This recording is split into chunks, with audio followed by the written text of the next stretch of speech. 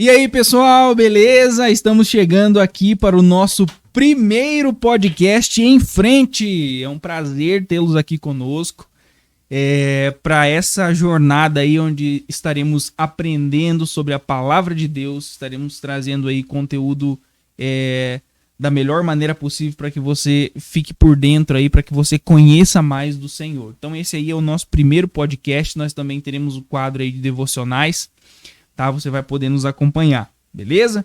Mas a ideia aqui é a gente trazer conteúdo bíblico de qualidade para que você enfrente as batalhas da fé e também para que você siga a sua caminhada, para que você vá em frente na sua caminhada com Deus. Hoje estamos aqui com a minha esposa, Gisele Brandão Wolff, né?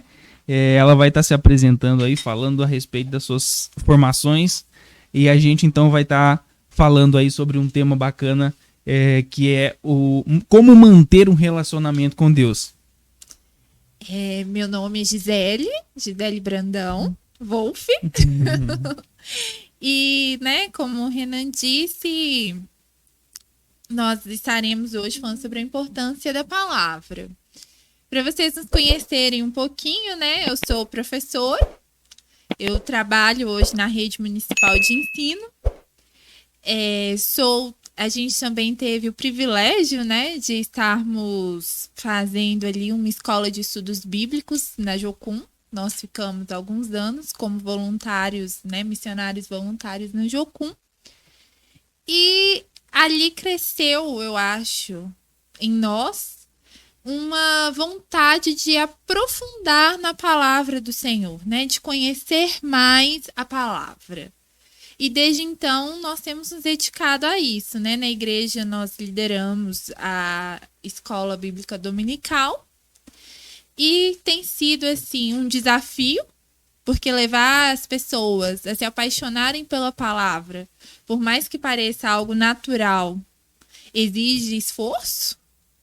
Contudo, tem sido assim também o nosso maior prazer, porque nós estamos trazendo a revelação de Deus às pessoas, porque Deus já se revelou, né, através da palavra. Eu acho que você concorda com isso. Sim. E isso tem sido um privilégio muito grande. Ver, assim, uma turma de adolescentes bastante engajados, interessados, uma turma de jovens, os adultos também. Então, tem sido bem legal. E essa tem sido a nossa missão hoje. E a gente, assim, quer mais e mais o Senhor e aprender mais para poder ensinar mais. É verdade. Olha, a gente resolveu trazer esse tema, como manter, né, um relacionamento com Deus. E nós vamos trabalhar, como a Gisele falou, a importância da palavra hoje, né? Nós queremos fazer desse tema uma série de podcasts. Nós estaremos aí numa próxima oportunidade conversando com alguém que tem isso, né, muito forte na sua vida. Nós estaremos falando sobre oração, sobre outros aspectos de um relacionamento com Deus, mas hoje nós vamos focar na palavra, tá?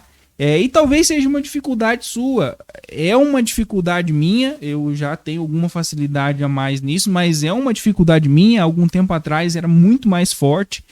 Como se manter em um relacionamento com Deus? Porque às vezes a gente começa e para dar lugar a outras coisas que são menos importantes, porque afinal um relacionamento com Deus é a coisa mais importante, ou deve ser, ou deveria ser a coisa mais importante das nossas vidas. Mas por vezes a gente dá lugar a outras coisas, que são boas até. Trabalho, né? Filhos, igreja, a qualquer outra coisa, qualquer outro aspecto da vida, que são coisas boas, mas não deveriam ser mais importantes do que o Senhor.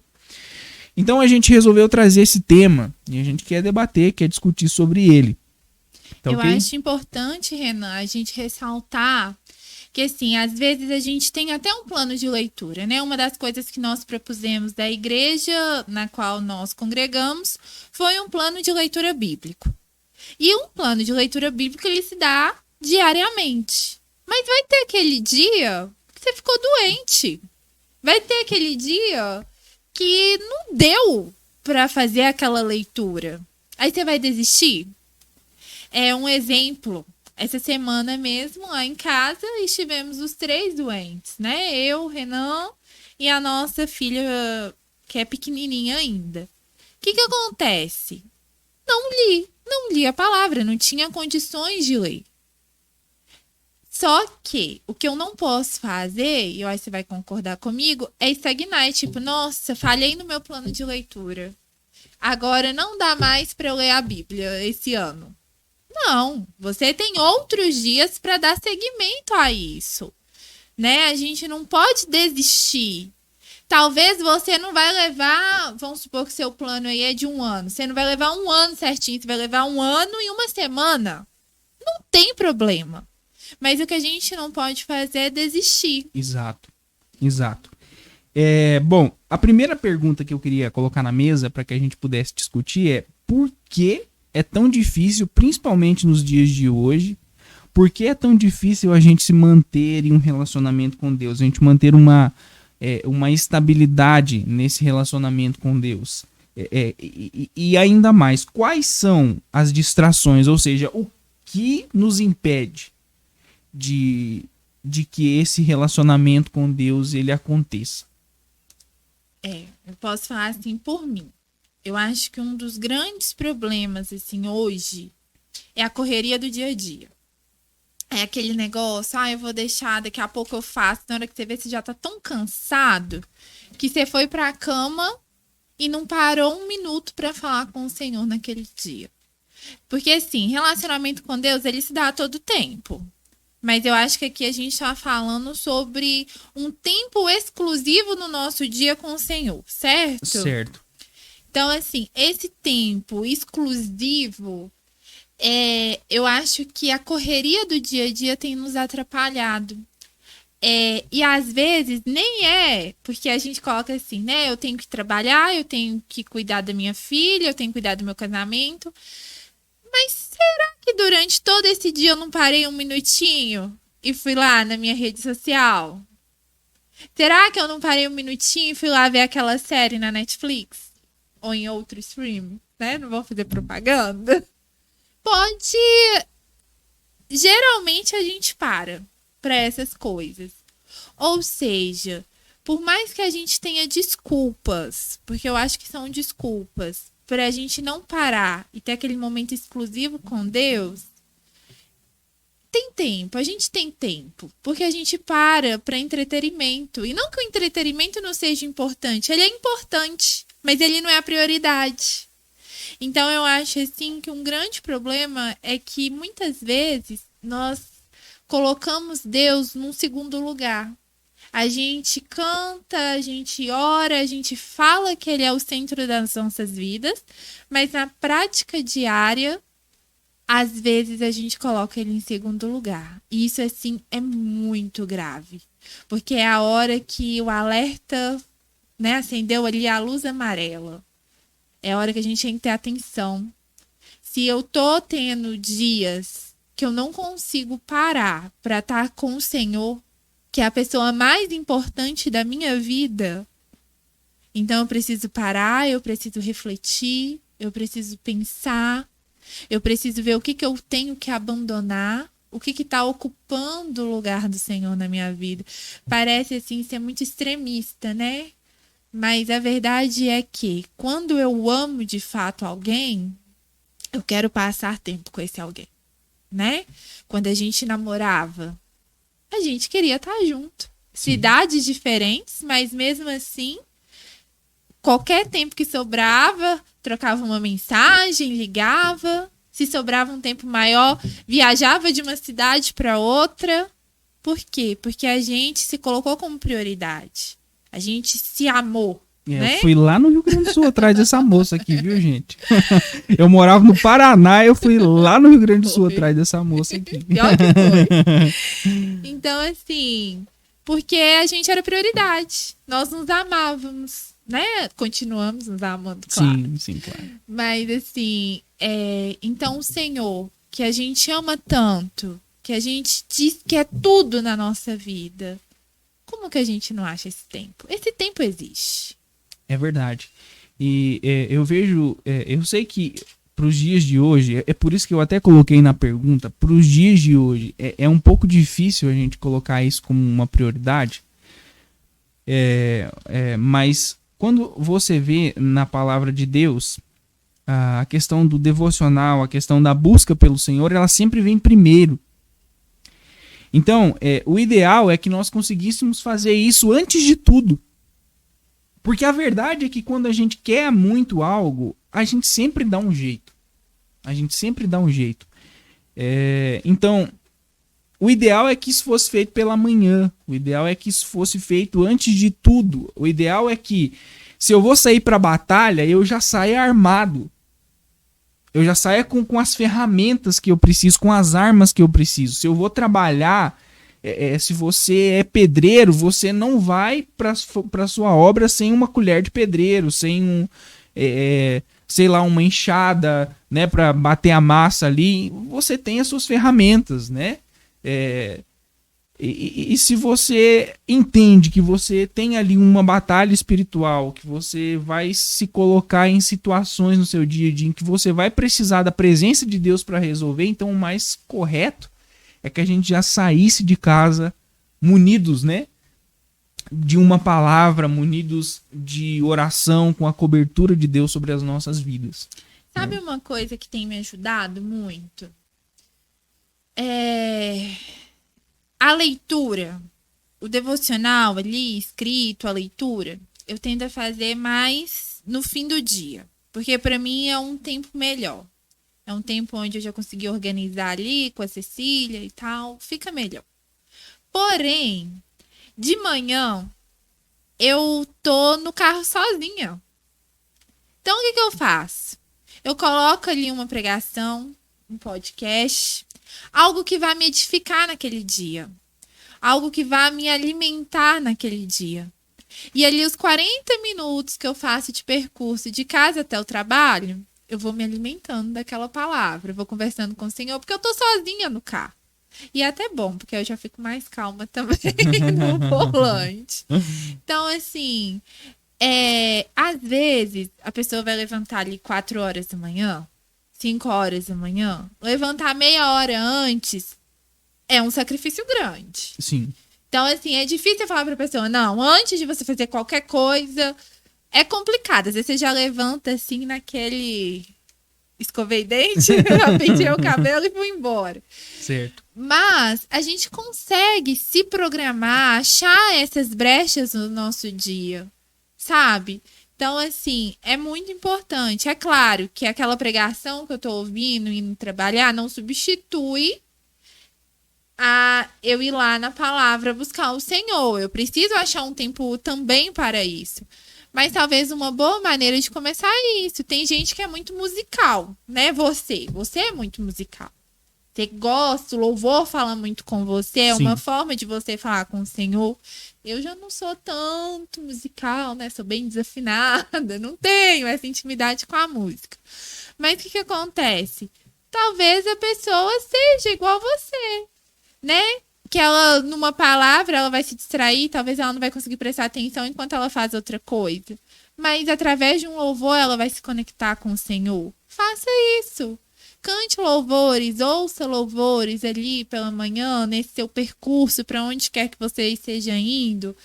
É interessante, é uma forma também de manter um relacionamento íntimo com o Senhor. De se manter conectado Exato. com Deus, né?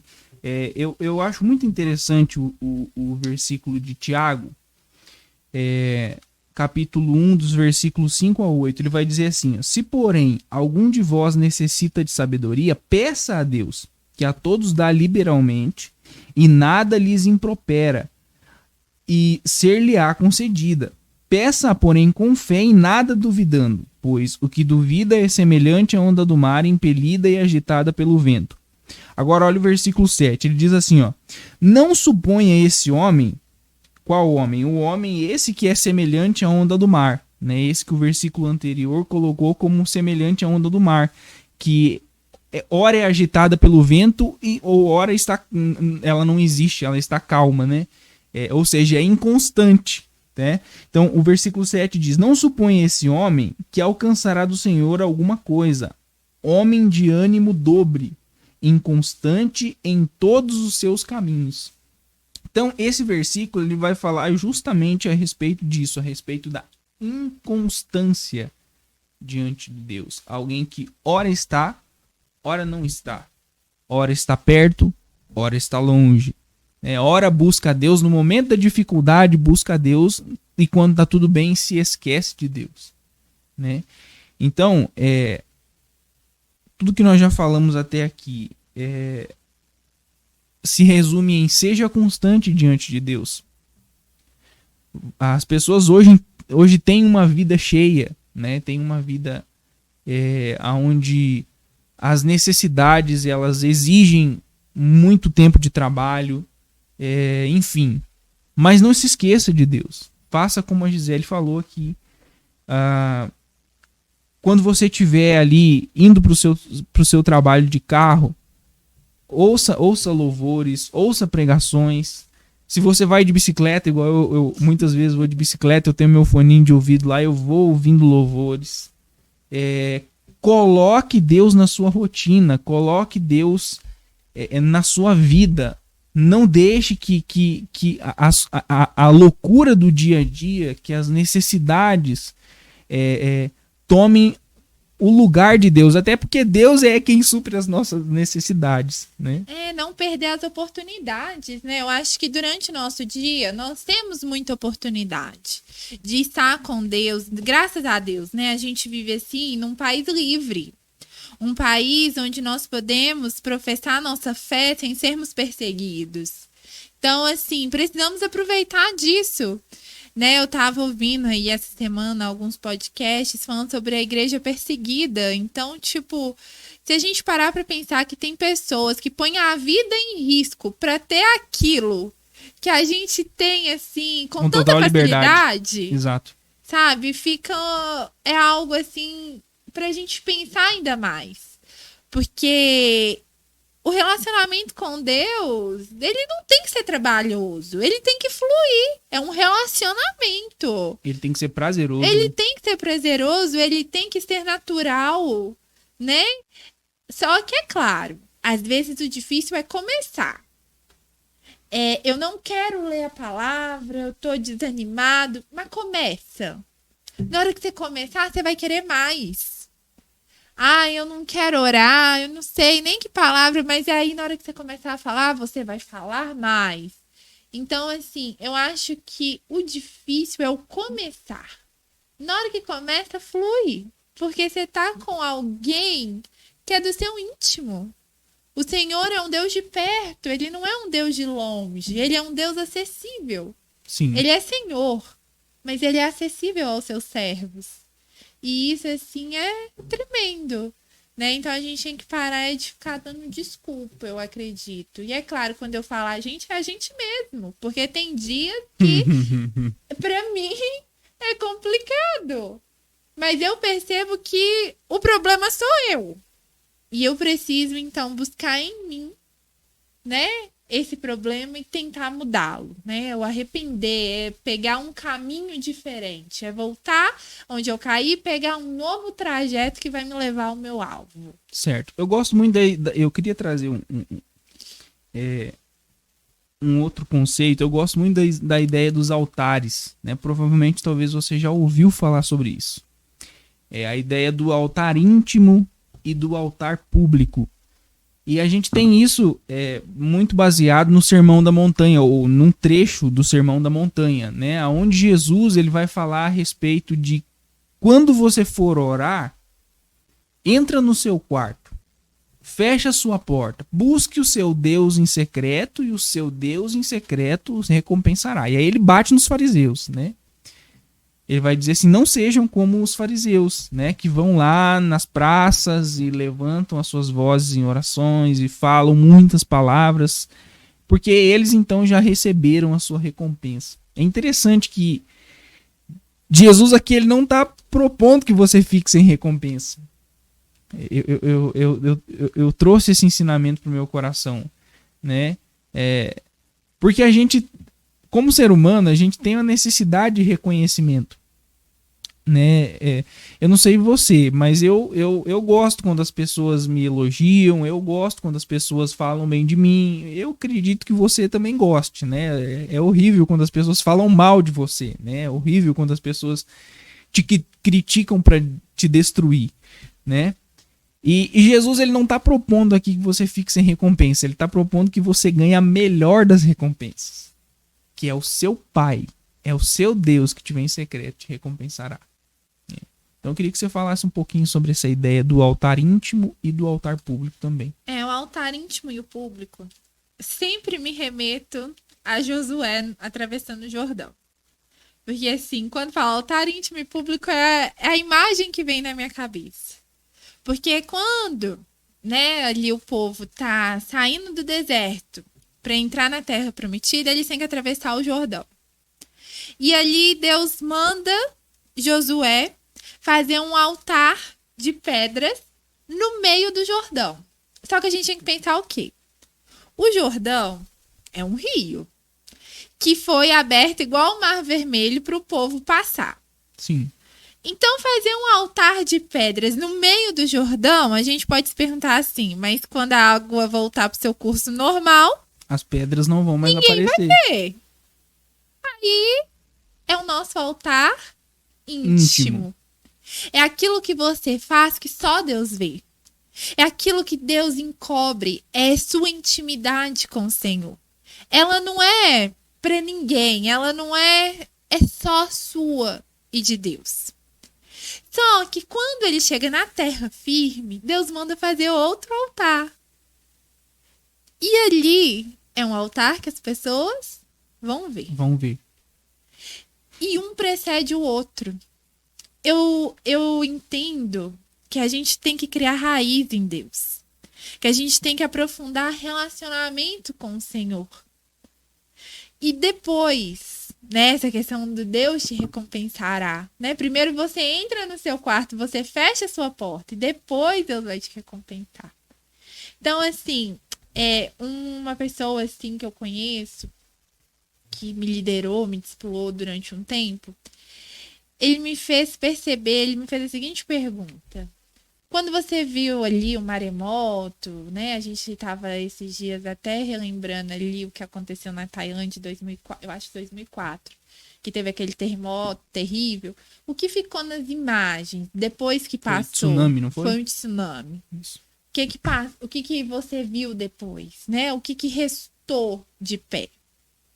Foram as palmeiras. Aí você fala assim, mas por que as palmeiras ficaram? Né? Sim. E aí, se a gente for ali, né, estudar a planta, a gente vai ver que ela cria uma raiz muito profunda. Antes de crescer para cima, ela cresce para baixo. E nós, como cristãos, nós precisamos aprender a crescer para baixo. Mas o crescer para baixo ninguém vê. O crescer para baixo é desconfortável, é escuro. É apertado, dói. Não tem aplausos. Não tem, não ninguém tem tá elogios. vendo. E então, assim, só que quando ela começa a crescer pra cima, ela tá firmada. Então pode vir a tempestade que for, ela vai permanecer. E nós precisamos fazer a mesma coisa com o Senhor. Nós precisamos crescer pra baixo primeiro. O problema é que hoje tá todo mundo querendo crescer pra cima. Tá todo mundo querendo aparecer, ficar vistoso. Só que aí vem a tempestade e leva embora. Porque ela não criou um relacionamento profundo com o Senhor. Então essa é a importância do altar íntimo. O altar íntimo faz a gente crescer para baixo. Isso, o altar íntimo é o lugar onde a gente sofre muitas vezes, né? Muito! A gente não tá aqui para criticar a igreja A, B, eu sei de maneira nenhuma, mas nós estamos aqui para trazer a boa mensagem do Evangelho. E a boa mensagem do Evangelho não é só aquela que te promete bênçãos, tá? Deus, ele tem prazer em te abençoar, né? Deus tem prazer em nos abençoar. Mas o Evangelho que só te promete bênçãos é esse Evangelho que é falso, em primeiro lugar, né? Porque quando vier a tempestade, você vai embora com ela. Você não tem raízes, né? A Bíblia vai falar sobre o sofrimento, né? O próprio Cristo falou, no mundo tereis aflições, né? E as aflições, elas fazem parte da vida do cristão, elas criam casca, né? Elas criam resistência, elas criam raízes, né? Como a Gisele bem falou.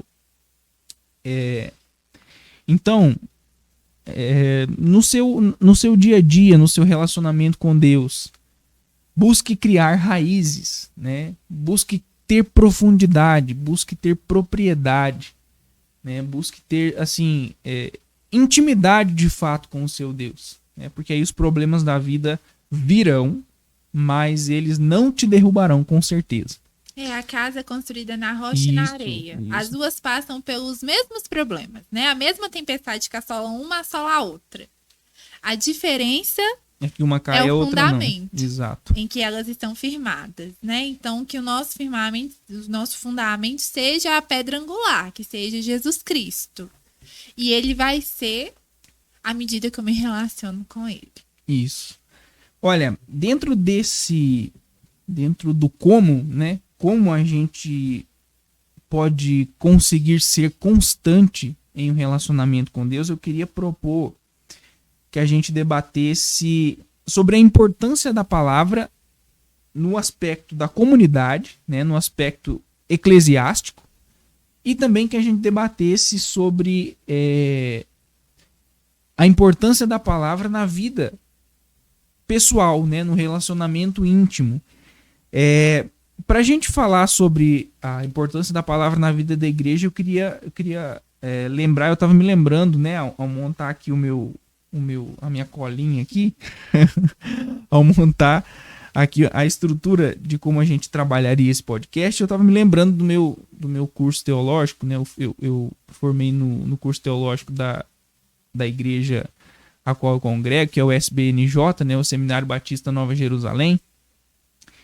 E teve um professor que ele disse uma frase, e essa frase possivelmente não é dele, mas eu não vou lembrar o autor, só que a frase ficou na minha cabeça. A frase é a seguinte: cerca de 80% dos problemas com pecados são resolvidos quando do púlpito emana essa doutrina. Né? E eu queria que a gente trabalhasse um pouco essa ideia de como a Bíblia tem tido a sua real importância, não só hoje, mas nos últimos tempos. Né? Eu me lembro que ao estudar um pouco a história da igreja, na época dos reformadores, se cantavam dois ou três louvores cristocêntricos, né? E a história deixa isso muito claro, que eram 2, 3 louvores cristocêntricos. E então, num púlpito que estava no centro, dali era pregada a palavra, né? E como a palavra tem perdido esse lugar de destaque hoje, eu gostaria que a gente trabalhasse um pouco essa questão. Pois é, né? A palavra na igreja. A palavra na igreja é o norte. É o que vai nortear tudo. Eu creio assim. Né? Eu cresci... Eu cresci ali nos anos 90, né? Aí já... Aí já entregou, né? Já entrego. Eu cresci, né? Nasci nos anos 80, mas cresci mesmo nos 90. E a gente via, assim, muito testemunho no púlpito, né? Muito testemunho de vida e tal. E é super necessário, eu acho, assim, contar o que Deus tem feito nas nossas vidas, edifica outras vidas. Porém, eu acho que também, né, o principal tem que ser pregar a palavra. Porque o que Deus fez na sua vida, necessariamente ele não vai fazer na minha. Sim. Né, eu posso até te usar como exemplo. Para enriquecer a sua fé. Sim. Porém, não é uma verdade, no sentido que não é o que Deus fez com você que vai acontecer exatamente comigo. Mas quando eu uso a palavra é para você e ela com certeza também é para mim. Eu gosto muito de uma pregação expositiva da palavra, né? Quando eu tenho a oportunidade de falar na igreja e tal, eu gosto de expor as escrituras. Justamente por isso, porque ela contempla o todo. Porque ela leva a igreja a conhecer o Cristo. Né? Porque a Bíblia ela não está aqui para contar a minha história ou a sua história. Não é o objetivo dela. Aqui é a história de Deus. Ela nos narra a história de Deus. E ela tem princípio, meio e fim. Por isso a importância de se conhecer a Bíblia como um todo. Né? Um panorama bíblico ele é muito importante. Porque a gente vai ver o Antigo Testamento apontando para Cristo o tempo todo. E no Novo Testamento, Cristo nos é apresentado como nosso Salvador, nosso Senhor. Então, assim, eu acredito que a gente precisa usar das oportunidades que a gente tem para pregar a palavra. Podemos contar um testemunho, podemos, né, ali acrescentar. Podemos. Não que ela precise ser acrescentada, porque ela não precisa. Mas eu posso ali no meio da minha pregação e tal, contar algo que me aconteceu. As pessoas gostam de ouvir, às vezes vai fortalecer a fé delas. Mas entendendo que aquilo foi específico de Deus na minha vida. O que ele tem para nossa vida tá aqui. Ficou claro? Sim, sim.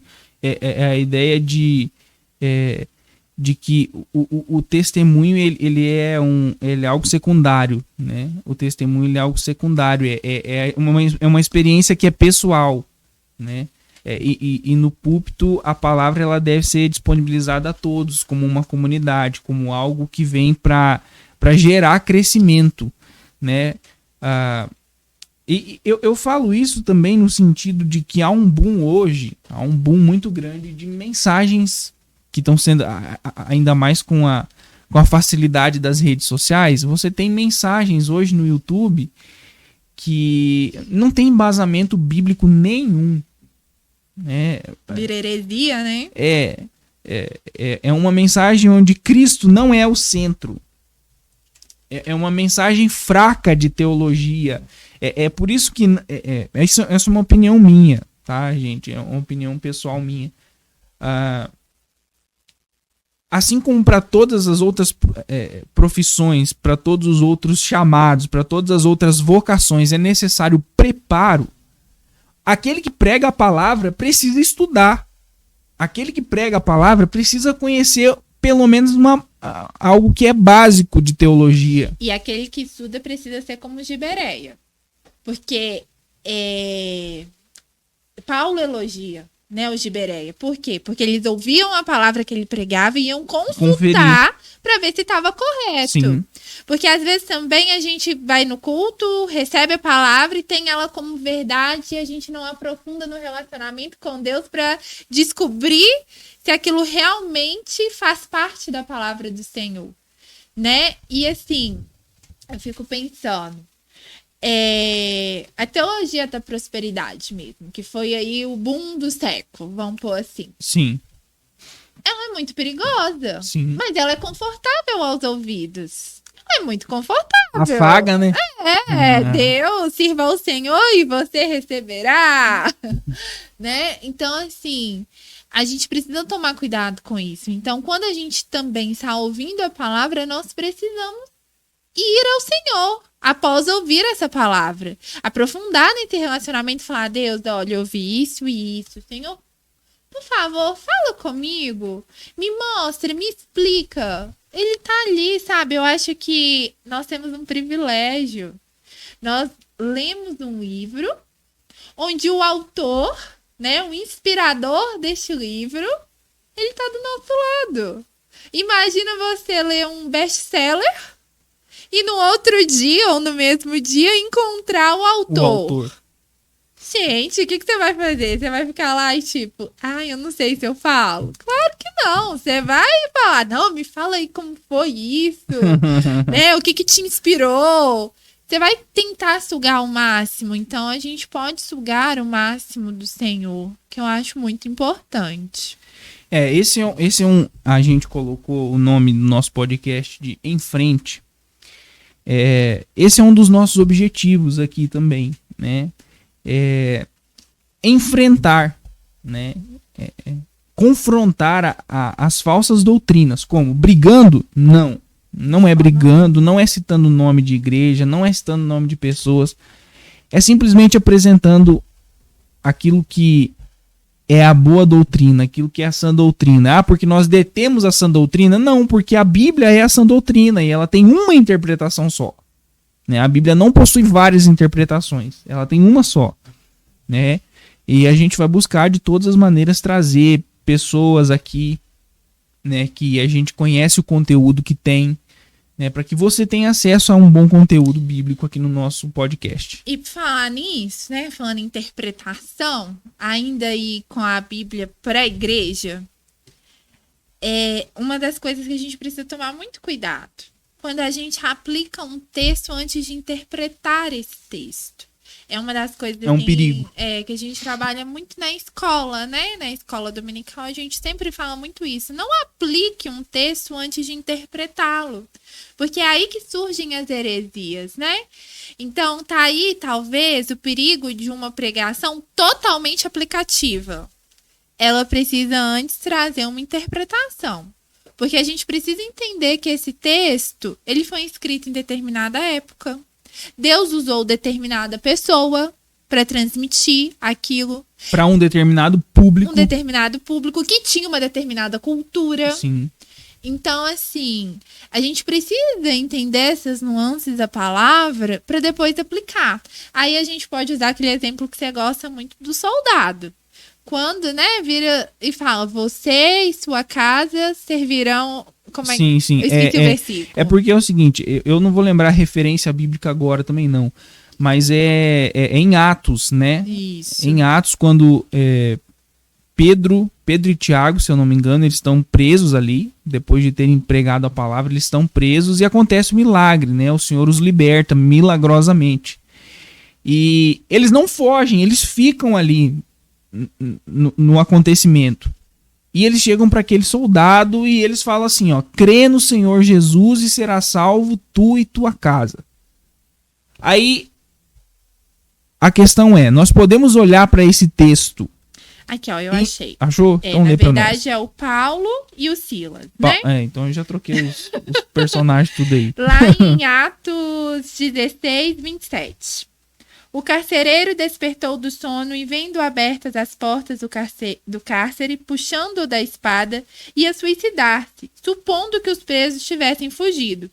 Mas Paulo bradou em alta voz, não te faça nenhum mal, que todos aqui estamos. Então o carcereiro, tendo pedido uma luz, entrou precipitadamente e, trêmulo, prostrou-se diante de Paulo e Silas. Depois, trazendo para fora, disse, senhores, que devo fazer para que seja salvo? Respondeu-lhe, crê no Senhor Jesus e serás salvo tu e tua casa. Então, aqui a gente vê que o Paulo e o Silas estão conversando com o carcereiro. Eles disseram para o carcereiro. Exato. E você tem aqui, olha como é interessante você conhecer um pouquinho de teologia, pelo menos. Você tem aqui uma narrativa histórica. Isso aconteceu, é uma história. O autor ele está narrando um fato que aconteceu. E a teologia tem por lei, a teologia tem por regra que você não pode extrair doutrinas de narrativas históricas. Ou seja, essa é uma promessa que está sendo feita para aquele homem naquele momento. Você não pode olhar para esse texto e dizer, olha, Deus está prometendo que quando você crê, ele vai salvar a sua família inteira. Exato. Agora, você pode olhar para esse texto e dizer assim, olha, eu tenho fé, né? Que da mesma forma Deus pode fazer? Não, beleza, eu posso. Aí tá correto, mas você dizer que é uma promessa, aí você vai ter que dizer que Deus é falho, porque quantas pessoas foram salvas e pessoas da sua família morreram sem crer em Cristo, né? Exato. Então, assim, essa é a importância, né, de sempre interpretar antes de aplicar, porque senão eu vou cometer heresias. Eu posso pegar esse texto e sair pregando que quando você crê, toda a sua família vai ser salva junto com você. E é um isso equívoco. Não é uma verdade. Exatamente. A Bíblia não diz isso. A Bíblia aqui está contando, igual, né? Você disse, uma história onde um homem creu e recebeu uma palavra que ele e a casa dele seriam salvas. Isso. Então, eu sempre digo, eu falo isso para muitas pessoas. A Bíblia não é um livro para ser lido como um livro outro qualquer. A Bíblia é um livro para ser estudado. A Bíblia é um livro para você se debruçar e entender através de princípios teológicos que sistematizam o entendimento da palavra de Deus. Você precisa, se você é cristão, é inadmissível.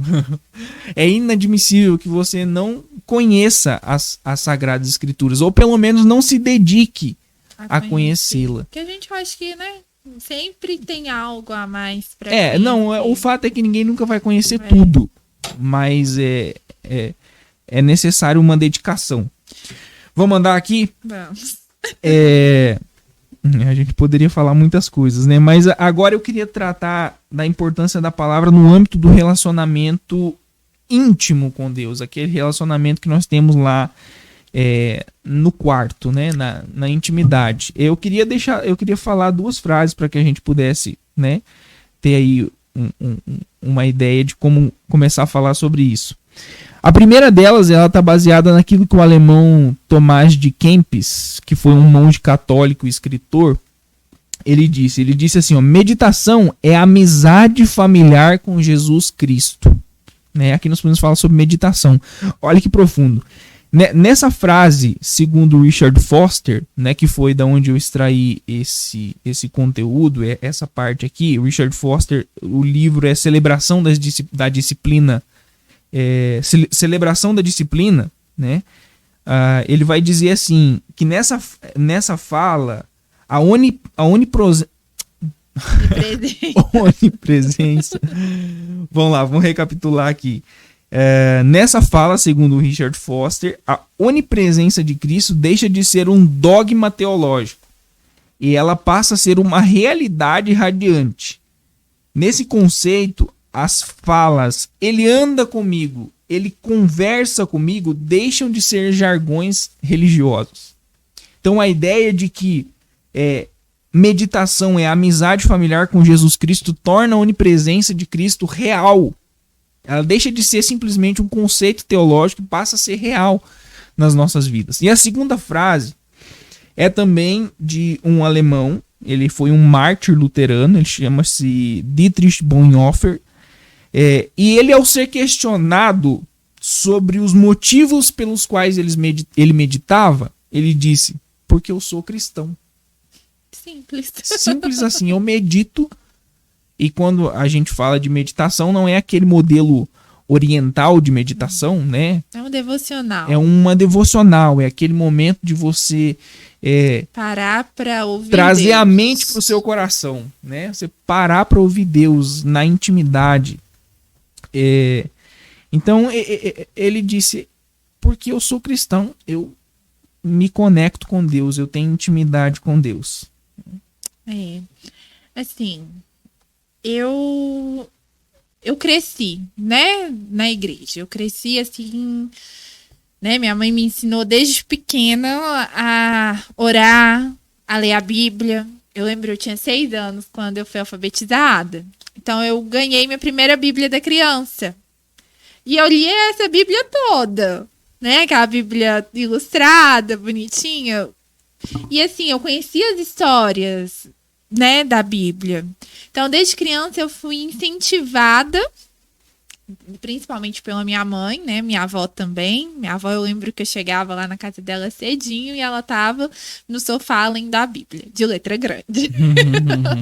Mas ela estava lendo. E a minha avó, eu achava tão lindo porque ela orava a Bíblia, né? Na hora que ela ia orar, ela tinha memorizado partes da Bíblia, ela usava, assim, eu achava aquilo maravilhoso, né? E a minha mãe sempre deu esse incentivo, assim, pra nós. Uma coisa que minha mãe nunca se importou de gastar conosco eram nas livrarias evangélicas, né? Porque não tinha o acesso que tem hoje e tal. Então, você tinha de ir na livraria, comprar Bíblia, comprar CD, DVD, pra gente poder, né? Até fita de vídeo, né? Da época da fita de vídeo.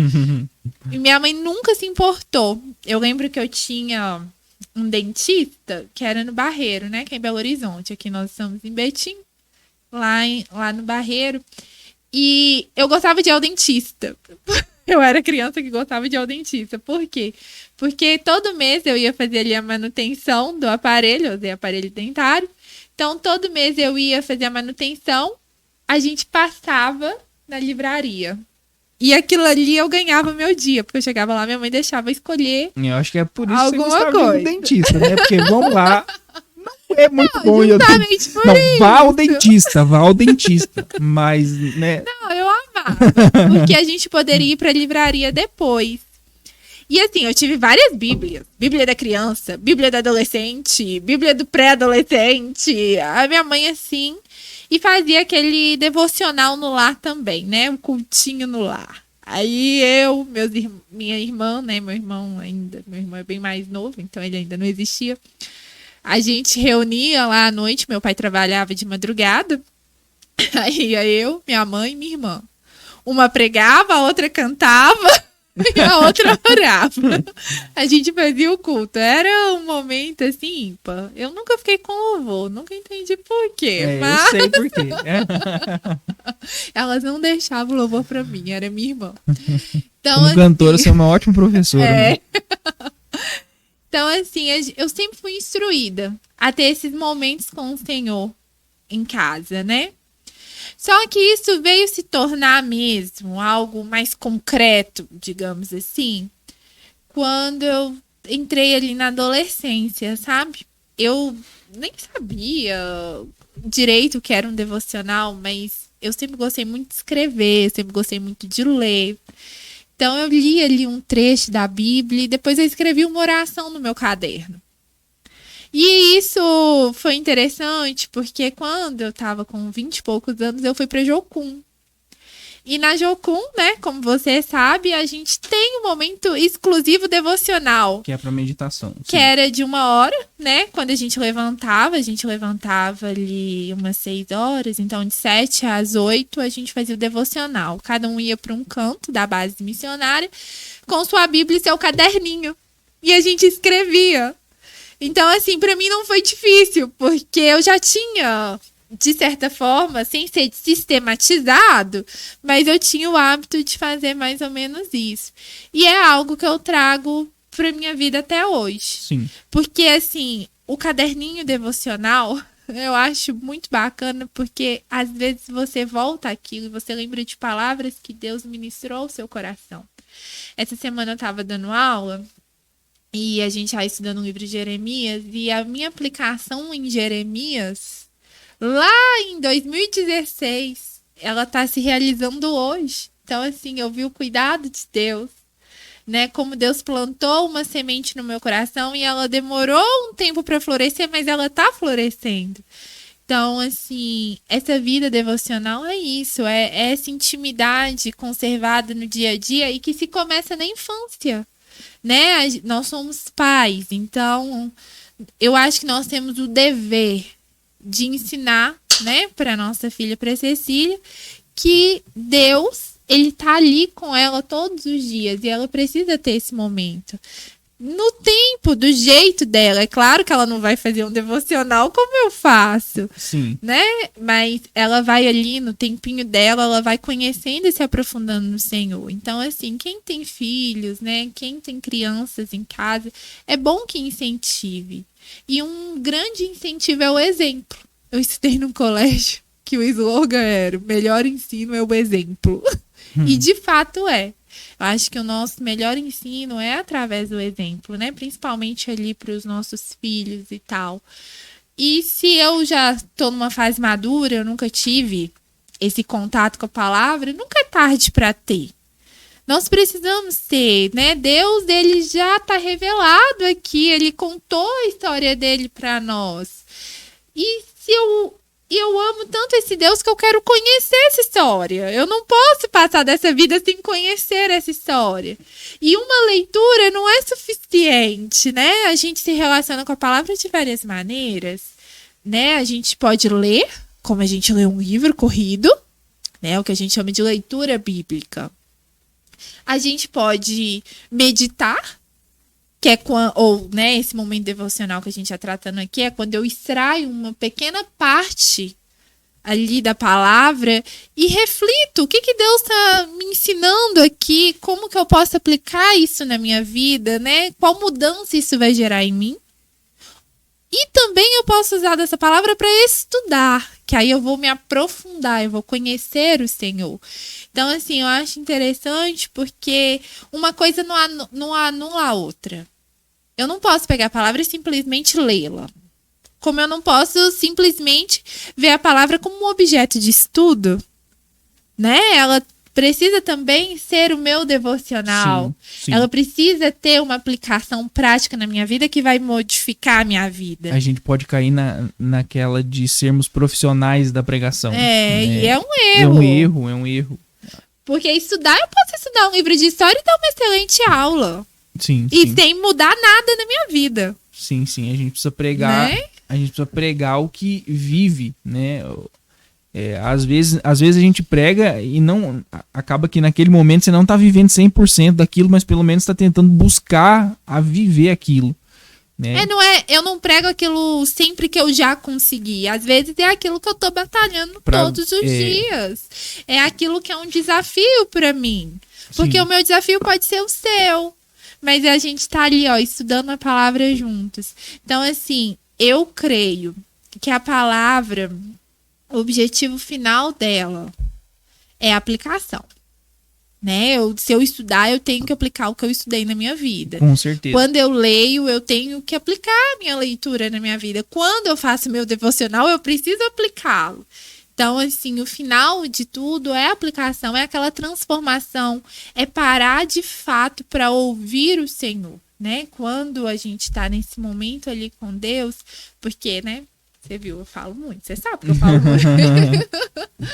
A gente fala muito, mas é um momento de também parar para ouvir, sabe? Porque às vezes a gente chega para Deus assim, com as palavras prontas, com tanta coisa para dizer, mas será que a gente para ouvir? Porque às vezes ele quer que a gente faça um silêncio ali. Faz um silêncio para a gente estar ouvindo o que ele tem a nos compartilhar. E eu nunca ouvi a voz de Deus audivelmente. Acho maravilhoso quem já ouviu. Eu acho que deve ser a coisa mais sobrenatural, né, do mundo, maravilhosa. Eu nunca tive essa experiência. Mas eu acredito que eu sempre escuto o Senhor quando eu leio a palavra. É isso. Eu acredito que a Bíblia é a boca de Deus para nós. Tiago, eu gosto muito do livro de Tiago. Vocês viram que eu já citei Tiago, né? Hoje. Eu gosto muito do livro de Tiago. Ele vai dizer assim, é um livro muito prático, né? Então ele vai dizer assim, não sejam apenas ouvintes, mas praticantes da palavra, né? Então, o pessoal tá me ligando aqui. Não sejam apenas ouvintes, mas praticantes da palavra. A meditação, ela nos leva a isso. A meditação, ela nos leva a colocarmos em prática, né? Isso é que é sabedoria, né? Nós não devemos parar no nível de conhecimento apenas, mas de sabedoria. Sabedoria é aquilo que nós praticamos do que conhecemos de Deus. Isso é que é sabedoria. Beleza? Beleza. Eu queria terminar deixando aqui um versículo. Um versículo assim que fala muito comigo quando eu penso na palavra, né? O meu relacionamento com a palavra do Senhor. Que está lá em 2 Timóteo 2,15. Diz assim: procura apresentar-te a Deus aprovado, como obreiro que não tem do que se envergonhar, que maneja bem a palavra da verdade. Então nós precisamos nos apresentar ao Senhor como essas pessoas que manejam a palavra da verdade, né? E manejam bem. Nós precisamos ser esse obreiro aprovado diante de Deus, né? Nós precisamos, de fato, entender que tá aqui, ó, de fácil acesso. Ninguém aqui vai ser morto por carregar a palavra. Aqui não, em outros lugares sim. Sim. Em outros lugares as pessoas têm que memorizar toda a palavra, porque se for encontrado carregando a Bíblia, a vida dela está em risco. Então, assim, nós podemos ler. E nós podemos ler em qualquer tradução, em qualquer língua, né? Que hoje tem as Bíblias bilíngues aí para quem fala inglês, espanhol, não é o meu caso. Mas tem outras línguas, tem várias traduções, tamanho de letra, eu gosto de letra extra gigante, né? Então, assim, tá de fácil acesso, não tem desculpa. Ela tá aqui, eu acho que a gente tem que buscar isso, se apaixonar pela palavra, né?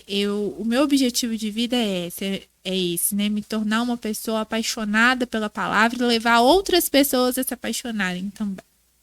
Glória a Deus. Muito bem, gente. Olha, a conversa tá muito boa. A gente poderia falar muitas outras coisas aqui a respeito de muitos outros aspectos de um relacionamento com Deus. Nesse podcast aqui nós vamos nos ater à importância da palavra, mas nós teremos outros aí falando de outros aspectos também de como se manter firme em um relacionamento com Deus. Muito obrigado pela sua companhia aqui conosco. Nós agradecemos de coração. Não se esqueça, deixe seu like aí, compartilhe esse conteúdo. Eu tenho certeza que na nossa simplicidade aqui você vai ser abençoado, você vai ser edificado. Meu amor, muito obrigado pela sua contribuição. De nada, e é isso, né, gente? Vamos nos apaixonar pela palavra do Senhor. Ah, sim, minha esposa não é apenas uma convidada, né? Ela vai estar com a gente aqui mais vezes, né? Nós estaremos com certeza recebendo outras pessoas aqui para estar no nosso podcast. Ela vai estar à mesa com a gente aqui para a gente poder transmitir para você, querido, que nos acompanha, um conteúdo de qualidade. Deus abençoe a sua vida. Até a próxima.